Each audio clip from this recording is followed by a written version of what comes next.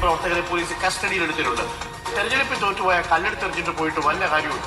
തെരഞ്ഞെടുപ്പിൽ തോറ്റാൽ തോക്കാൻ എന്തുകൊണ്ട് നമ്മൾ തോറ്റു എന്നത് വിശദമായി പഠിക്കാൻ ആവശ്യം. ഒരു കല്ലെടുത്ത് മുസ്ലിം ലീഗിന്റെ ഓഫീസിലേക്ക് എറിഞ്ഞുകൊണ്ട് തെരഞ്ഞെടുപ്പിൽ അടുത്ത തവണ ഡോക്ടർ അരുൺകുമാർ അതാരാണെന്ന് CPM-കാരാ അല്ലെങ്കിൽ കമ്മ്യൂണിസ്റ്റുകാരാ നിങ്ങൾക്കറിയില്ലേ? നിങ്ങൾക്ക് വേണ്ടി തെരഞ്ഞെടുപ്പിന് വേണ്ടി അഹോരാത്രം ചാനലിൽ ഇരുന്നു കൊണ്ട് വാദിച്ച് ജയിപ്പിക്കാൻ നോക്കിയ ഒരു വ്യക്തിയാണ്.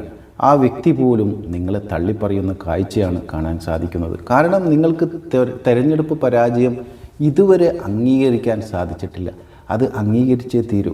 അത് അംഗീകരിക്കാൻ സാധിക്കാത്തത് കൊണ്ടാണ് മറ്റു പാർട്ടികളുടെ ഓഫീസുകൾ നിങ്ങൾ തച്ച് തകർക്കാൻ നോക്കുന്നത്. നിങ്ങളുടെ നേതാക്കന്മാരോട് എന്തുകൊണ്ട് നമ്മൾ തെരഞ്ഞെടുപ്പിൽ പരാജയപ്പെട്ടു എന്ന് ലളിതമായി പറയാൻ പറയുക, എന്നിട്ട് അതിനുള്ള പോംവഴി കണ്ടെത്തുക. അല്ലാതെ ഇങ്ങനെ അക്രമവുമായി നടന്നാൽ ഇനി വരാൻ പോകുന്ന നിയമസഭാ തിരഞ്ഞെടുപ്പിൽ നിങ്ങൾക്ക് വട്ടപൂജ്യമായിരിക്കും. നിങ്ങളെ ജനങ്ങൾ അത്രയ്ക്കും വെറുക്കും എന്ന കാര്യവും നിങ്ങൾ ഓർക്കുന്നത് നന്ന്.